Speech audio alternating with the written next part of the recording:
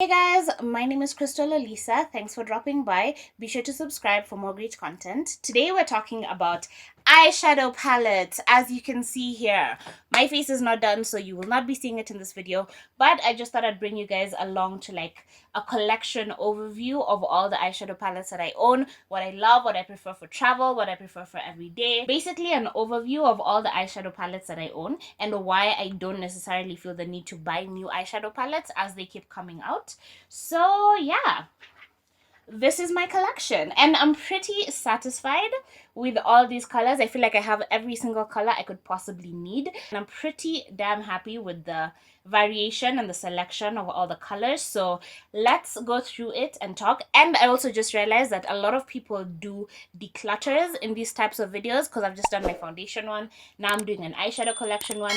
I'm not really trying to declutter products because I don't have hundreds upon hundreds of products. I only have 23 of them, so that doesn't seem like an excessive enough number for me to be like panicking and like, oh, I need to get rid of them. And also, unlike the foundations, these don't necessarily go bad because they're powders, not creams, so I can use these for the next 10 years and not have to worry about like infections or mold or any of that. So pretty happy about that.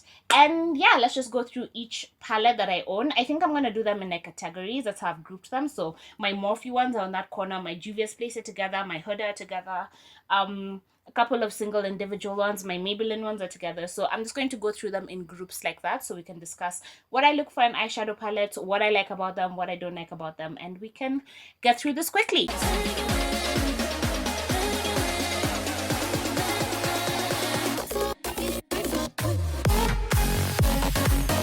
Yes, Morphe eyeshadow palettes. These are the first palettes I ever bought. This is a matte version and this is a shimmer version of the exact same colors. So you can actually see that the shades are basically mirrored throughout each palette. I thought this would be an absolutely perfect way to start because I think I paid $40 for both of these and I got 70 eyeshadows. And for someone who didn't know what she was doing with eyeshadows, that was absolutely amazing because whatever was a shimmer here was a matte here, and I thought if I could just combine the two, then I could create a beautiful look. And you can see the quality is absolutely amazing. I bought this literally 2.5-3 years ago, and you can see it still swatches absolutely beautifully. So for beginners, I do recommend this palette, this twin palette, so one all shimmer and one all matte.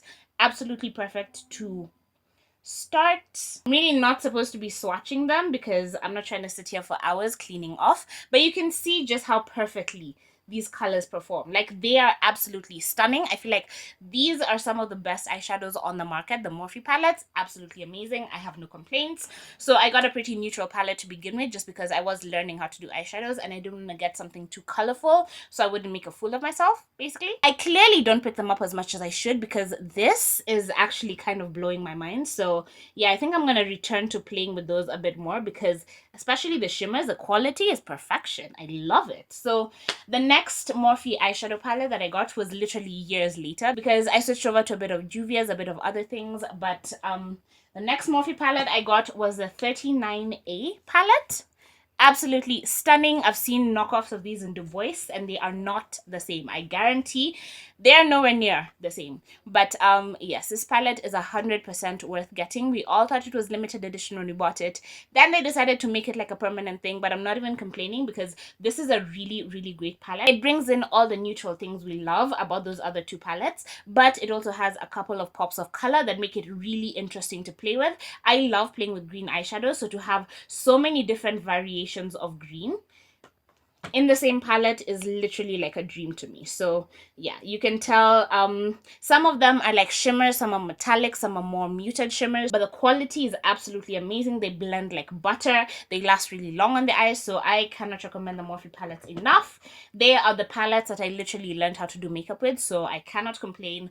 Love, love, love the color selection, especially in this palette. Then I picked up the 35B, I believe it's called. Yes, the Morphe 35B palette because I had literally been dilly-dallying about getting this for so damn long, and then it went out of stock in the US market, so I couldn't ship it from there, and that kind of drove me insane. So when I saw that it was still available in the UK market, I shipped it immediately because I absolutely loved this yellow and I really wanted to play with it. What I'm noticing is that every palette that I buy for the yellow disappoints me, but the other colors actually work really well. So yeah, this is my life so far because yellow is my favorite color, so I'd love to do like an all-out blown out yellow look, but Nothing has quite worked out the way I hoped, but I am obsessed with having these many variations, like subtle variations of the same color. Like if you look at this row of colors, you can create so many incredible looks just using the variations of color. So I really love that, especially the greens. Love greens, more purple, a bit of blue, a bit of peach, a bit of the yellowish neutral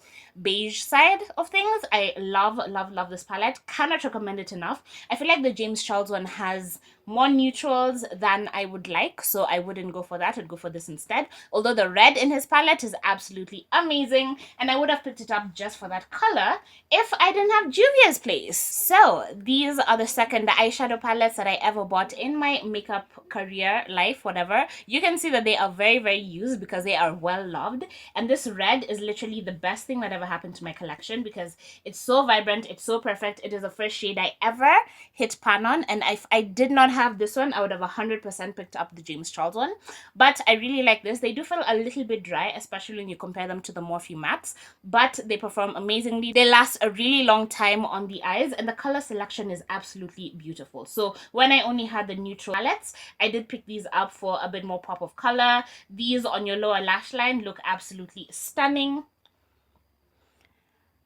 Do you see? I don't know if you can see that, but it's so beautiful. Like, it's rich, it's pigmented, it doesn't skip, it doesn't get patchy, it lasts all day. I absolutely love this. So if I'm doing someone's makeup, I have to go with this palette just because it gives me so many different options, and they're so vibrant. Like, this yellow metallic color here is literally a legend. Do you see that? Incredible. It is a dupe for the Fenty Trophy Wife, I believe it's called. So yeah, if you're looking to save some cash, get a bit more bang for your buck, this is definitely worth it. And I love that Juvia's Place always has 50% off discounts. Next is a palette that I got last year, but it is my absolute favorite one. I feel like I'm going in order of my favorites, but this has actually kind of gone to the top of my list. This is the Alomar Cosmetics palette. This is Reina del Caribe. Okay, I can't do a Spanish accent, can't speak Spanish. So yeah, this is the eyeshadow palette volume 1. Absolutely beautiful. I feel like she just got everything so right when she created this palette. I absolutely adore it. I don't know how I can angle it so you can actually see these two top colors. They are next level incredible. I hope the light isn't washing them out to where they look like the exact same color because they are so different. This is like a golden olivey undertone, and this is more of a pinky silver undertone. Absolutely stunning colors. I love this for travel just because I have my neutral mattes here in case I want to go for a simple look. I have a blue and a green, which are like my basic. Every palette needs to have this so that I can have a bit of versatility with the palette. And then these two just zhuzh up any look so beautifully. This is an incredible highlight. This is the pinky undertone one. Incredible highlight even on my dark skin tone. I absolutely love that. And this just makes any look pop. It makes it look amazing. It takes it to the next level. I mean, it literally looks like a shimmer, but it's in a metallic formula. It's absolutely wonderful. I love this. Cannot sing its praises enough.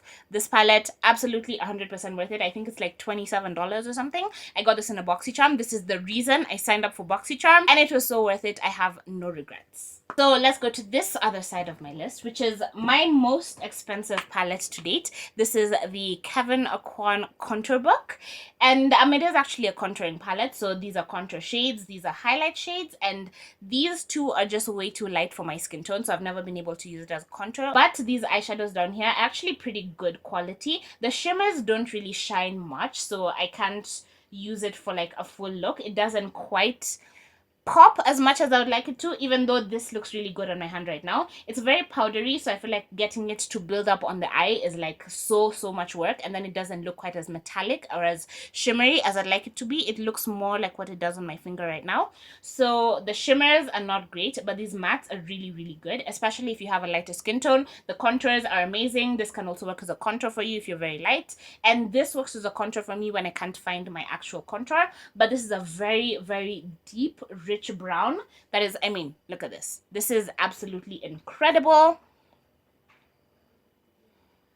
It is mixed in with the white, but you can see how deep and rich this is. So if you want to deepen a look, like smoke out a look without going fully black, this is the shade that I always go for. Absolutely love this palette just because of this. The shimmers are also amazing, but these are more highlights, and if you're like me and you like a very pale highlight, this will work for you. The cream ones kind of became a bit of a mess, so I never really reached for those, but these two shades, perfection. This one is a great transition as well. If you want something really simple, really neutral to just blow out all over your eyelid, this works really well for that. This is another one I got in a BoxyCharm palette. I felt like this was such a boring palette when it first came to me, but for people who like more neutral looks, something that's not too punchy, something that doesn't stand out, this is what I reach for, which just basically tells us that the quality isn't quite as amazing as I'd hope. Like it's, oh, you can't even see that.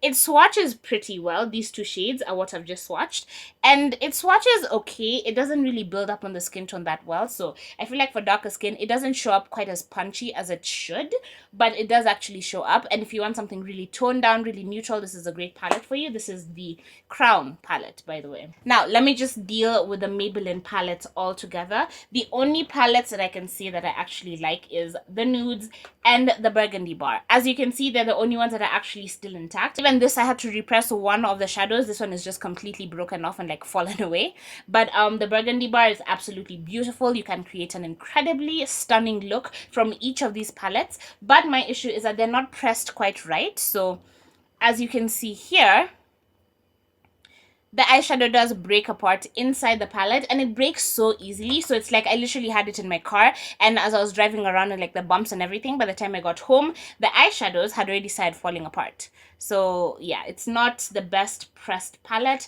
The formula isn't the best, but you can create an amazing look with the blush. Oh, with the burgundy bar. As for the rest of them, I wouldn't really vouch for them just because I am afraid of opening them because they just fall apart that easily. But yeah. Oh, the 24 karat one also has really cool colors, but as you can see, two of them have completely fallen apart, and I can't be repressing shadows every day, so it's not practical for me. So the Maybelline palettes are the first locally available ones that I'm going to talk about. Next is the Huda eyeshadow palettes. Now her metallic shimmer formula never really caught my interest just because it's very putty like. It looks really great swatched on, but I feel like building it on the eye to get that exact intensity is a bit tricky. I love, love, love this shade for highlight. It's absolutely beautiful on dark skin, so if you're gonna pick it up just for that, it's 100% worth it. But this was the first one. It's okay. It's not bad, but it's not great, but it's not bad. It's actually, I'd give it like a 7 out of 10. I don't mind it just because of this. This has literally carried 3 points because it's such a beautiful formula. It looks reflective on the skin. It doesn't sit on top of it. It doesn't emphasize your dry patches or texture or anything like that. So if you have no highlighter in your collection, this is the one for you. And this black shade smokes out any eyeshadow look so beautifully. Like, it's very subtle, so it doesn't build up too quickly. It actually gives you control, allows you enough time to like figure out where you want it to go and like take it there. So this is absolutely amazing. I hate that a lot of the shades are basically the same, which is why I'm not really paying attention to the rest of the palette. This isn't a bad one, but it's not blowing my mind too much. I mean, they swatch beautifully, but building up this formula on the eye can prove to be a bit tricky, which is what I also learned with her other eyeshadow palette. I love the change in the layout. First of all, I feel like you get so much more bang for your buck getting this one than the original one, and the shades that are in the original one are mostly replicated in this one as well. So the highlight shade that I love is this Gaborone shade. Absolutely beautiful on dark skin. I cannot recommend this enough. So if I was to choose between the original Huda palette and this new one, I would 100% pick this new one. I like the metallics in this one a lot better. I feel like they've kind of been loosened up, so they are more putty like in this one, but it's easier to like scoop it up and place it on your eye. Problem is they don't actually last very long, the metallic shades at least. The matte shades are absolute perfection. I love this if you're looking for a great colorful matte eyeshadow palette, like with enough neutrals that you can still do a neutral look if you need to, but that gives you the option to play with color, especially if you're new to makeup and you want to shop locally. This is a palette I would recommend 100%, just because of these pops of color. The yellow does not work for me. I've mentioned this enough times. The yellow is terrible, but the rest of them are beautiful. Like this burgundy shade here, Look at how stunning that is. That swatches beautifully. It goes on the eyelid beautifully. It lasts beautifully. So cannot recommend this particular palette enough. The other one, I'd say skip it because all the shades you're going to buy in there are already in here as well. And it comes with a mirror, which isn't bad, but I never use eyeshadow palette mirrors, so it doesn't really matter to me. Next, that is locally available, is the Jackie Ghetto palette. This is sold at Linton's, and I love this palette. It's such a versatile palette. My only issue is that it doesn't have quite as bright punchy colors as I like. So if I want something a bit more toned down, this is what I'd go for. And I'm saying that as I'm picking some of the punchiest colors, but you can see this is a shimmer and not a metallic. So there is actually a difference in like the level of reflectiveness that you're going to get from this palette. So I really like this if you're new to makeup and you want something that you can wear to work, that you can wear to church and not really be like a traffic cone attracting all the attention. You know, I feel like this is a really great place to start. The colors are the perfect borderline between like bright and colorful and like everyday wearable. So even though this purple looks like a bit too purpley and too crazy, you can just use this in your crease to add a bit of color to your look and then go in with the browns and the other neutral shades to like tone it down a bit, so it doesn't look like too much basically. So I love the versatility of this palette. I love that it is something you can travel with and have everything that you need right here. I love the pops of color. I love the neutrals. It's really, really good. I just wish we had like a straight up metallic shade or like a glitter shade or something in here to like really make an eye look pop, but they are all beautiful. They work really well. Like you see, this yellow is what I'm saying, like it's a satin shade versus a shimmery shade, but this like this pink, for someone who's like me who's obsessed with pops of color, absolutely amazing. And it's locally available, Linton's. I think I said that, for like 3,000 shillings, $30, so pretty good.